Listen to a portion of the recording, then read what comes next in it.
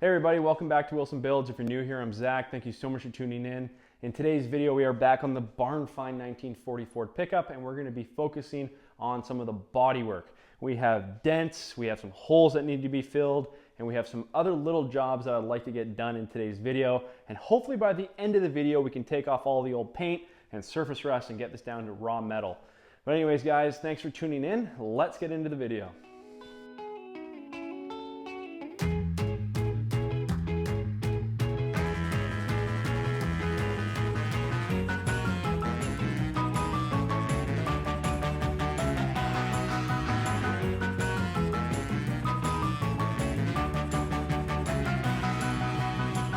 All right guys, so this is the fourth video of the 40 pickup series, and if you've been following along, you know that the cab I'm sitting in now is the cab we got in the last video. The original cab we had was a little bit worse for wear and had some issues that would have been pretty costly to fix because I didn't have the knowledge to fix those things.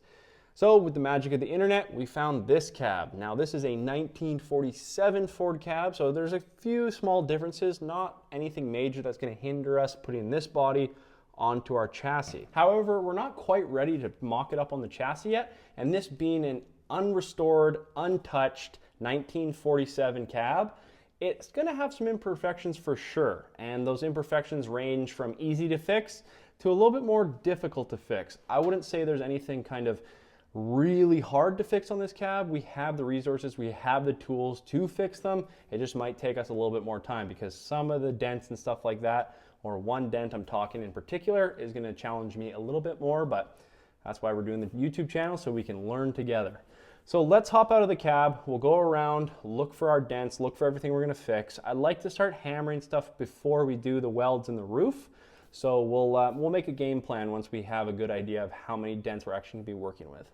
So besides the obvious holes in the roof, we're just going to go along the body and find our dents. And what we're going to do is we're just going to go from A-pillar, top cowl, just walk around and look for them. I got my chalk here so we can make some marks where we got to fix, and then we'll go from there.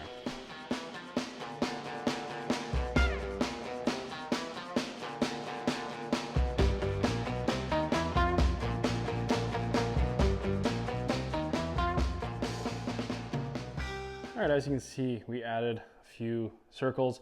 We have a question mark there because on the other cab, there's only one windshield wiper, and I don't mind that idea. That's not, the worst idea. It looks cool, so we might get rid of that, but we're gonna wait. There's a bit of a complex dent here. As you can see, we have all our hole stuff on the roof, which we're just gonna leave for now. These are where the handles were for the firefighters that we took off. Bit of an odd dent here as well. Little one down here that I felt, this feels like it came from the inside of the cab out because it actually is protruding outwards. But overall, not a lot of imperfections. Obviously, as we start doing this, we might find more. Little weird ones kind of down in here, which we'll probably be able to hit from the inside out, which will be kind of easy. There's a bit of a strange one here. I actually don't know if this is a dent or if it just feels like it because of this kind of more surface rust area besides the paint, because it's smooth and then it's kind of coarse. So I think we're going to start with our back panel here, and we'll just start doing little things. There's a bit of a challenging one on this side, which is going to be the bigger, more challenging one. It's this little dent here because it's in a really awkward spot. I haven't really checked if we can get it from the other side. I stuck my hand in there and it seemed like it was a little bit challenging to get something in there, but might be able to get our slide hammer on here with our weld studs and just kind of poke it out. So we'll see. But let's start on the back. We'll get our dollies and hammers out and start with this guy, I think. All right, we got about 3 hammers on the roof here. Some with a bigger surface, some with a smaller surface, depending on the dent we're dealing with. I like using this kind of universal dolly by Martin. So it has a bunch of different surfaces on it. It has a flat surface, a curved surface, a more curved surface, and just a bunch of different things. And you can use almost every side to this. This is really nice to use. So we're gonna start working on this. I can almost push it out just with my thumb itself. So I think it'll be easy to get out. But a lot of these littler ones, or smaller ones I should say, we could probably just skim over with a little bit of body filler and never notice them. I don't like using body filler like I said, but if it's just a small amount, it doesn't really matter. I mean, some people get cars super perfect with body filler. If you're good at it, I'm not good at it. So the more I use, it seems the more I screw it up. So let's just start going around it and see what happens.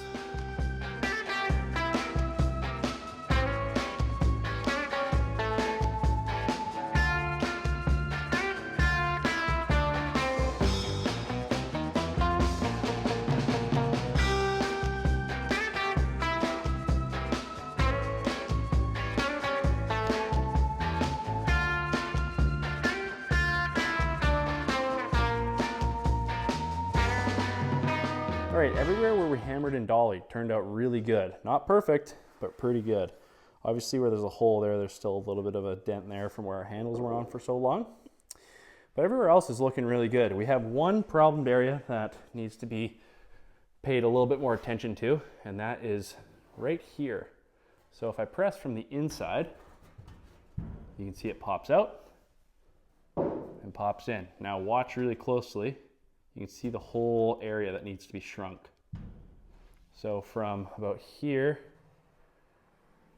around. So there's a little bit of a dent in there still. So once we get our stud gun out to fix this issue up here, right there, we can take the stud gun and without a stud, heat this up and get a cold, wet cloth, place it on there, and it should shrink it enough where it stops doing that tin can. First things first, let's just get this finger sander in here and clear this all out so we get a good ground for our stud.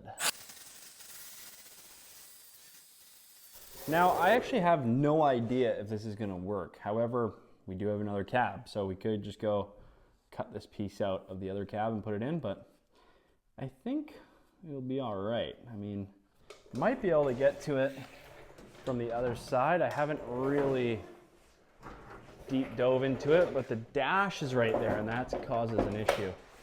Yeah, there's something in the way of that, which is a bit unfortunate, but let's try it out anyways.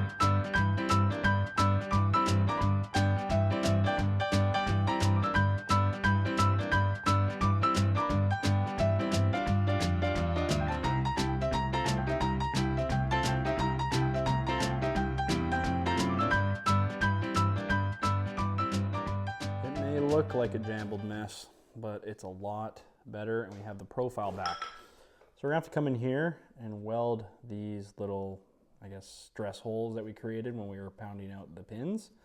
But there's a little bit of a curve that kind of fingernails down into here. I don't know what fingernail means, but it goes towards there. So that's gonna be hard to get out. We might be able to hammer it out this way in here. But we'll put a little bit of body filler on that. Weld these little stress holes like I said, and there won't be much issue there at all. You won't notice that at all. There's a little bit of a weld here we'll have to fix as well. But yeah, let's just go to the back now where that little tin can is that we were talking about, the little pop can kind of in and out, and we'll get it really hot, cool it down really fast, and then hopefully be able to fix that. All right, so we're just gonna grind down the perimeter of this so we can get a good kind of center line. So all right, you can actually see the dent a lot better now that it's kind of raw metal. And it did help it that we ground it. So the heat did help just from the sanding, which is very light heat. But we're still going in and out. So I'm gonna push it in and we're gonna do the heat sink there. And hopefully, with luck, it will pop it out just a little bit, making this better. But if not, at least it will be not tin can when we go to work our hammer and dolly in here. All right, let's just get this red hot.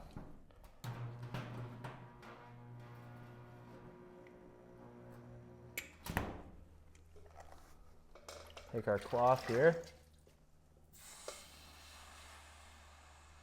About pulled it out quite a bit, which is good. Let that cool down for a sec. Do it once more or twice more. All right, now moment of truth. There we go. No more pop can or tin can, whatever you call it. And this is a solid piece again. And I'm pushing on it really hard. All right, now with that done, that kind of concludes this back panel. I'm not gonna worry about this stuff too much because the bed's really close to here, so I'm not gonna overly sweat that.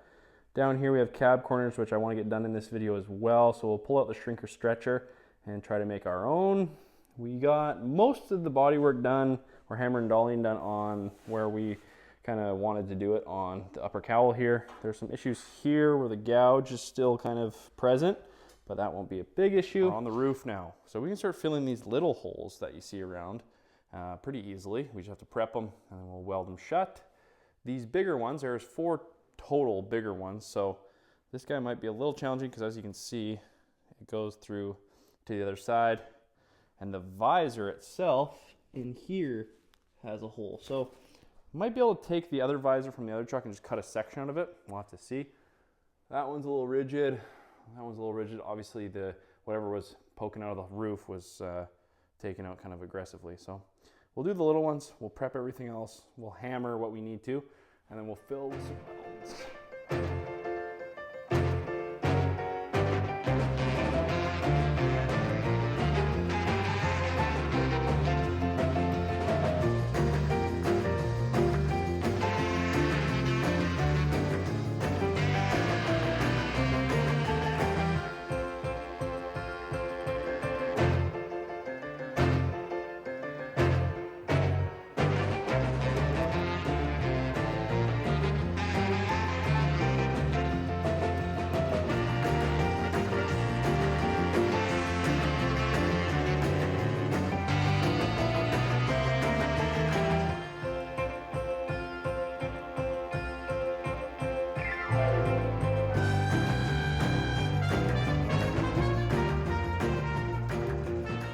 So the issue with this hole right here is we have this on the inside, so we can't actually get to it properly. So I'm gonna cut a little amount just out of here, like this. So we can get this reveal line back. It's kind of a nice little kind of bullet here. Obviously this has been butchered pretty good. So we have a good one in the other cab. So cut this like that, and we'll cut it out of the other cab when we're ready to repair this and we move on to the rest of the interior, but that'll allow us to fix that hole up there. You can see that big one. So yeah, let's get the cut wheel out and find a good spot to start cutting this. All right, and there's the piece we took out. So this will be easily replaceable with the other cab, like I said, and it won't leave us those weird holes. So now that we have access to this, I want to stick my dolly back in here and just give it another couple smacks, get it as flat as possible. There is a bit of a body line right below it, but I don't think it affects it whatsoever. Whoever drilled this hole back in the day was smart where they placed it. So let's get that done and then we'll be able to fill it a little bit better now that we can access the back. That is actually like the perfect layout of what we have here. So this dolly goes in there perfectly and allows us to hammer it in a way where if we have it centered, which we do, it actually follows the curve of the roof line here.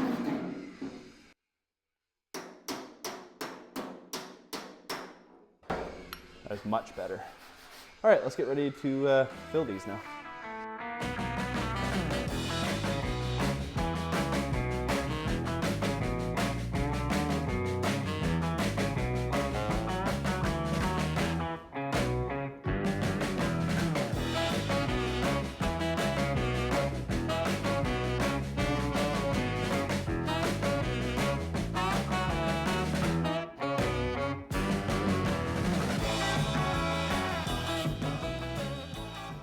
All right, all the holes are filled now. So for the bigger ones, you might have noticed that I welded around the hole and then we took our brass plug and put it up there and just kind of slowly crossed it and then cooled it off and then did a little bit more and then cooled it off and so on and so forth. This one was a little bit more tricky because if you saw in the beginning of the video, I had to pull up some broken pieces or shards that were cracked. So we had to weld the cracks. So we did 3 little streams of weld there. And it turned out really good. So now we can knock all these welds down. I'm gonna do that with my finger sander, and then we'll come in with a metal blender when it gets a little bit closer down to the surface and get them all good.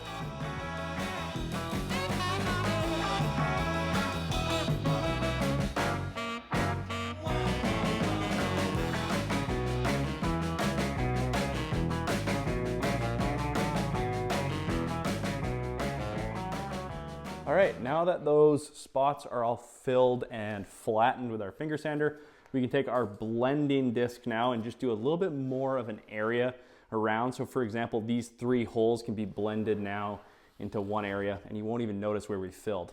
And then usually I would take my hand sander with, I don't know, 60 to 80 grit, and we would hit that spot again. But since we're gonna be stripping all this off with Scotch-Brite discs, it won't really matter. We might do it after, but again, it won't really matter. We'll see what happens. We might still do it, I'm not too sure.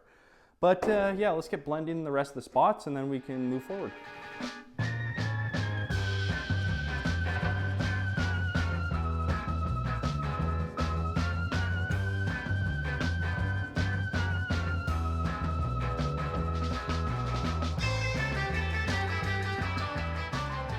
All right, all our spots are blended in. As you can see, can you see the hole still? Maybe like one there and there. The back one's a mystery. But it leaves a little bit of a rougher finish, and that's the only thing the palm sander takes care of. If I wasn't filming this, I'd probably just leave it until we did the whole roof, but for the sake of the video, we're gonna hit the palm sander on these spots and just show you the difference in the finish. Because some of you aren't doing a whole roof, some of you guys will just do one little spot, and it might be helpful. So let's get on the palm sander and we'll hit a couple spots.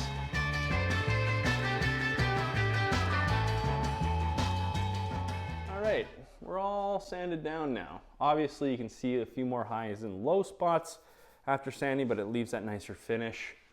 And I'm really happy with the outcome of this, especially this middle one, which was the worst. It came out really smooth. So tomorrow, I like to tackle maybe our cab corners, or at least look at them a little further. Maybe we'll start filling these holes as well, which will be super easy. But it's getting late, so I'm gonna pause until the morning. All right, it's the next day. I'm gonna wait to do these 2 holes on either side, so 4 holes total, last, because those will be the easiest. I'd like to jump down into our cab corners now. So when I do cab corners, I like to put a template down here so we can get this kind of area and this radius. And then I like doing our template for what we're actually cutting out. So let's start that, and then we'll hop on our stringer stretcher and make our pieces. So obviously this is a little bit off, but we could probably make it good enough.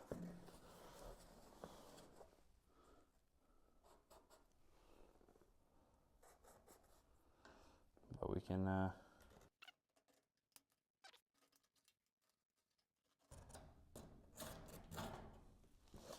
so not a very good profile, but we know this is the door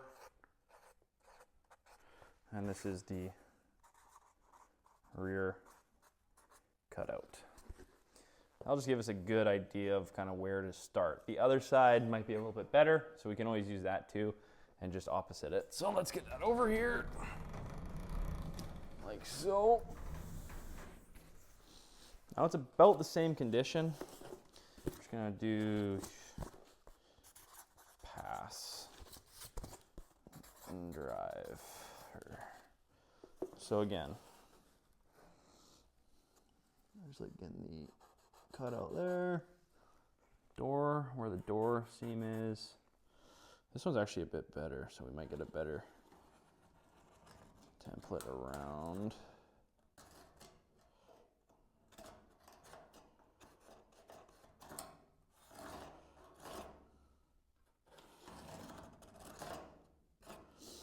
So a bit better, obviously a little less jagged, but still all the same. So we're gonna put door there. And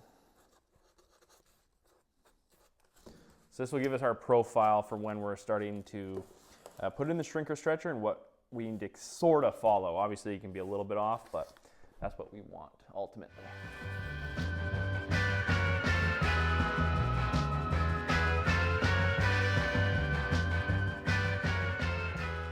All right, so there's our piece we're going to be making. Obviously, it'll be a little longer on the bottom because we have to have an edge to run our shrinker stretcher on, and we have to put that in our little brake.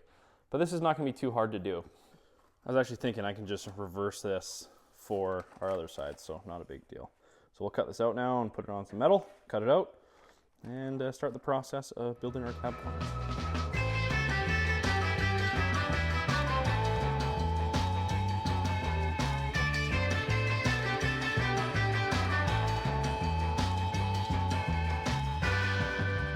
All right, so we have our template drawn out, and then I added 1 inch. This is the inch or the line we're gonna be bending in the brake to get our 90-degree flange so we can shrink and stretch and get the desired curve we want on this, following our template here. So I'm gonna cut this out first and then take this template to make the next template.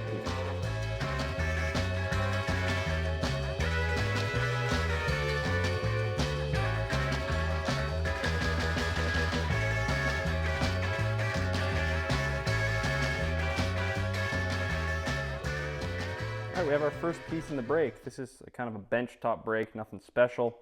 I clamp it to the bench and then clamp this big metal piece. But it does work. So let's just get this. I like kind of not doing it in one pull and just kind of going off and on until we get it at a good 90.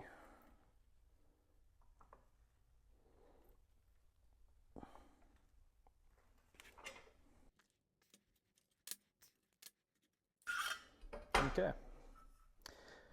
And I did it the wrong way. So we're gonna put that as the passenger side. But we have to make sure we do this right on the driver's side.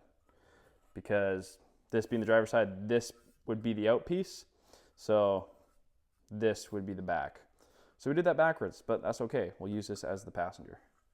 All right, so we have our template for our radius. We have our piece. So I like just looking at it like this. And you can see that there's more curve on this end rather than this end. The whole thing is pretty curved, but we can start our shrinking in this kind of, I guess, I don't know, quarter, and then move into our halfway and then kind of just play with it the rest. So let's just start, see what happens. All right, so we're already getting a pretty good curve here. So I'll just put it on time lapse and finish this off.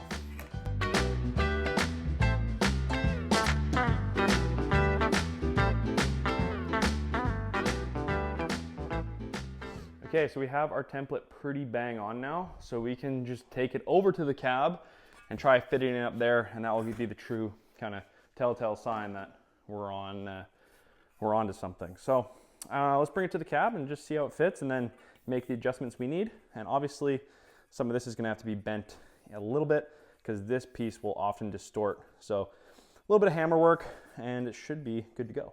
So the profile is actually pretty good. We might have to cut into a little bit of this corner here. I'd rather do that than this one because this one's fitting really good. That being said, we also have to go up quite a bit because I'm bottoming this piece out on our seam down here from our inner to our outer cab corner. But it's okay, we can get the profile either way.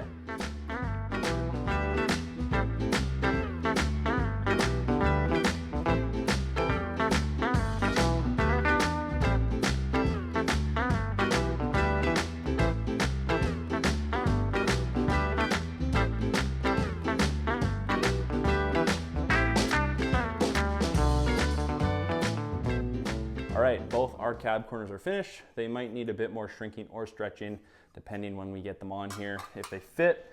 So what I'm gonna do now is I'm just gonna cut out all our rust and stuff like that, try to give us a pretty good layout for where these are gonna go. I'm not gonna quite cut the top seam yet. I like to deal with the inner cab corners as well. I don't think we're gonna build those in this video. I think we're gonna build those later down the road. I think when we have the cab kind of up on its nose and we're doing the floor prep or the underneath floor prep, the cab bottom. So yeah, let's start just cutting some things out and getting these ready to be put on.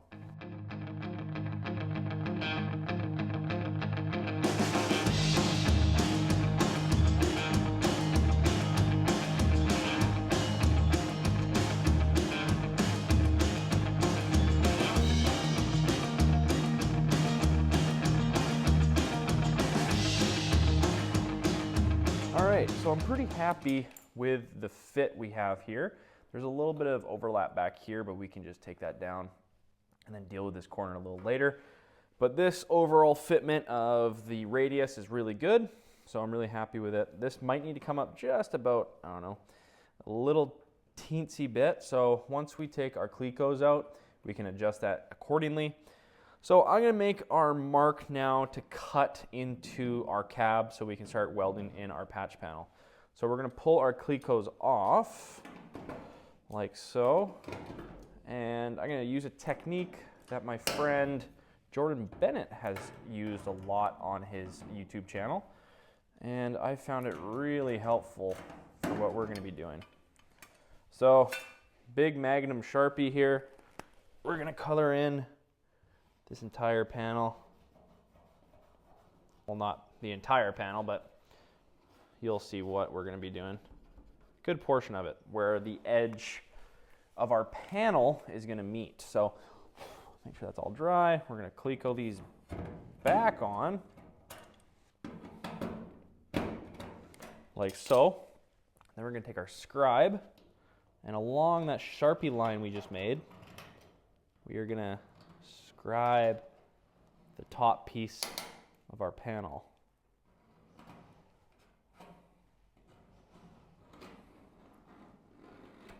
And this gives us a very accurate cut line. So when we put these back off,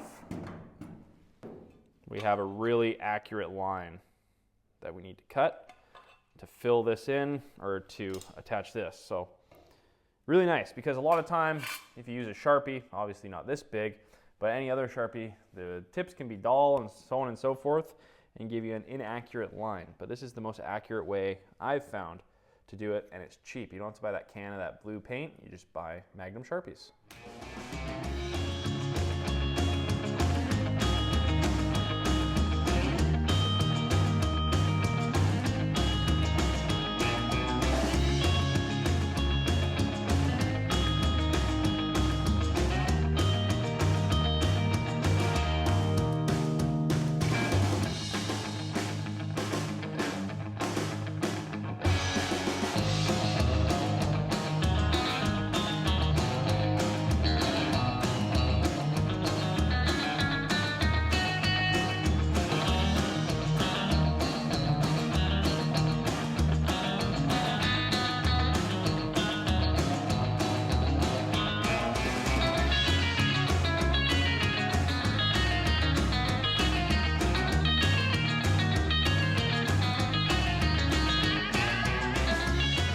Passenger side is ready to go.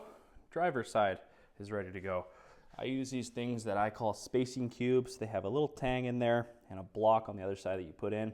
You tighten them with these wing nuts and it cinches it all together and gives you a really good gap for welding. So let's start tacking these together, and then we can eventually start pulling each block out strategically and finishing the welds.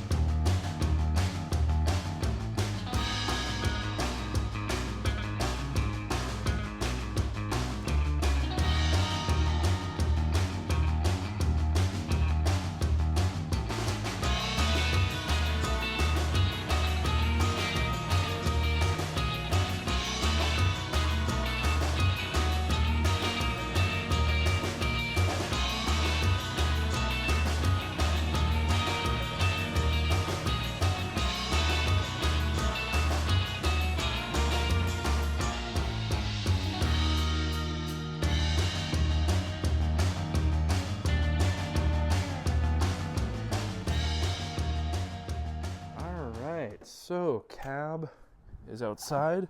We have our strip discs ready. I have 4 of them. I don't know if we're gonna use all 4. We might need more, might need less. I'm not too sure.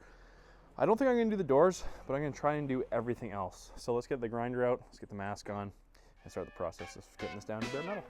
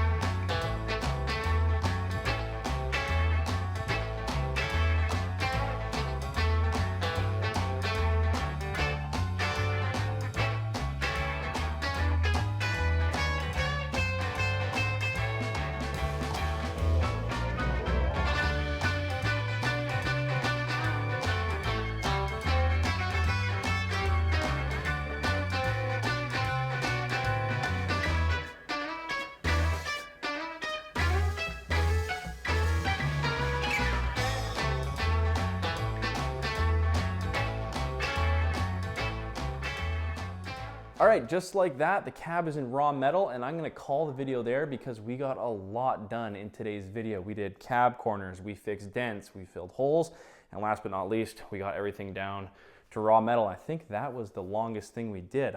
That took at least 3 hours to kind of go through everything and get it down to raw. It felt the most tedious. However, I think the cab corners were obviously the longest job because we had to make them. However, that doesn't really matter. We got a lot done and I'm super happy where we got to. So thank you very much for watching. If you liked today's video, please feel free to comment, like, subscribe. And if you want to see what's happening next on the 40, hit those notifications buttons so you know when we're uploading. And again, I really appreciate all the support. Without you guys, this build would not be in my garage. So thank you, thank you, thank you. And we'll see you on the next episode of Willson Builds.